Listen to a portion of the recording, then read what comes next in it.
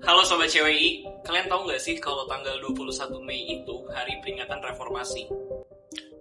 Nah, jadi Hari Peringatan Reformasi itu untuk memperingati runtuhnya Orde Baru 26 tahun lalu saat Presiden Soeharto mengundurkan diri dari jabatannya yang udah 32 tahun. Nah, masalahnya nih, 26 tahun reformasi berjalan, apakah sudah benar-benar dipenuhi amanatnya? Mari kita ngobrol dengan salah satu peneliti CWI.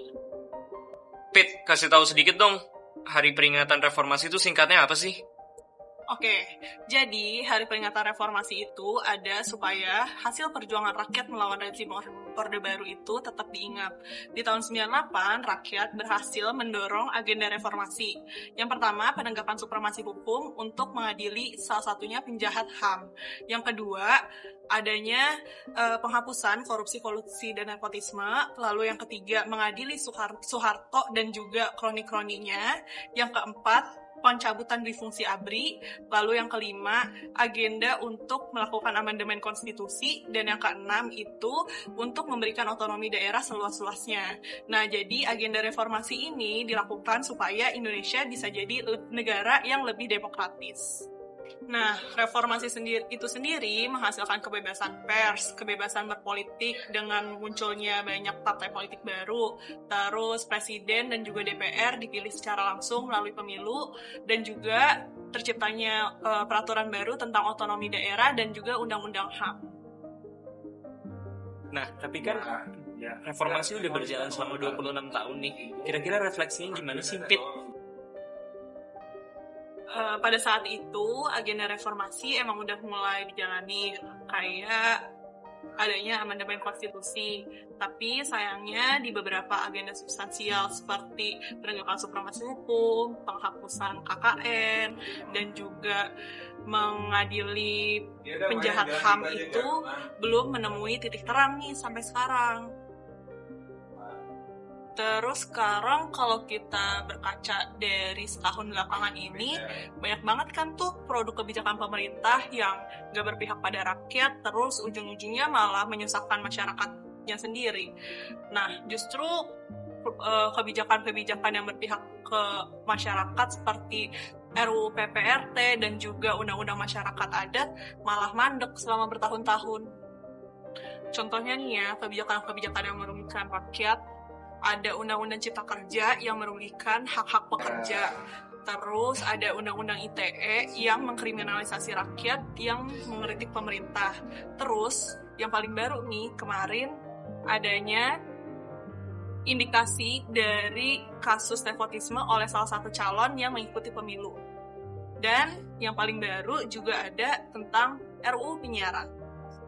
Wah, apa tuh RUU penyiaran, Pit? Jelasin dong. Nah, yang lagi ramai sekarang nih, ada RUU penyiaran yang mengancam kebebasan pers dan keberagaman konten digital. Nah, coba gimana nggak ngancem?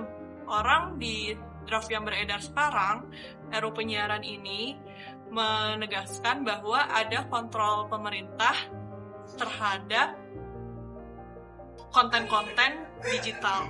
Contohnya, di salah satu pasalnya itu menyebutkan bahwa KPI dapat memperluas wewenangnya untuk mengontrol konten-konten di ranah digital. Jadi bukan cuma di TV-TV doang tugasnya KPI itu sekarang. Padahal kan semua produk jurnalisme itu sudah ada di bawah pengawasan Dewan Pers yang independen. Terus juga di pasal 56 ayat 2 RUU penyiaran, isi siaran yang memuat konten tentang jurnalisme investigasi ini dilarang. Katanya sih alasannya supaya masyarakat nggak mempengaruhi hasil penyelidikan dan penyidikan yang dilakukan oleh kepolisian dan aparat penegak hukum.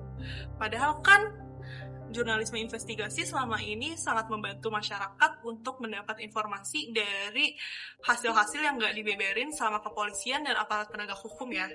Contohnya nih, kayak laporan Seksi Killers di tahun 2019 yang melaporkan tentang pertambangan di Indonesia. Terus juga ada hasil jurnalisme investigasi Indonesia Leaks tahun 2017 yang isinya tentang rapot merah korupsi 2017. Bisa dilihat kan, sekarang produk kebijakan pemerintah yang represif makin banyak dan bertambah lagi. Padahal di era reformasi kemarin, rakyat udah berjuang mati-matian untuk memperjuangkan agenda reformasinya. Justru di sekarang ini, Indonesia malah menunjukkan adanya kemunduran demokrasi. Berdasarkan penjelasan Pit, berarti miris banget ya demokrasi Indonesia semakin mengalami kemunduran padahal udah berjalan 26 tahun. Nah, makanya Sobat CWI, kita sebagai masyarakat harus terus mengawasi jalannya pemerintah, kita harus jadi oposisi pemerintah. Jangan sampai negara kita makin mengalami kemunduran demokrasi, sehingga amanat-amanat reformasi dan nilai-nilai demokrasi harus tetap terus diperjuangkan. Oke Sobat CWI, sampai jumpa lagi.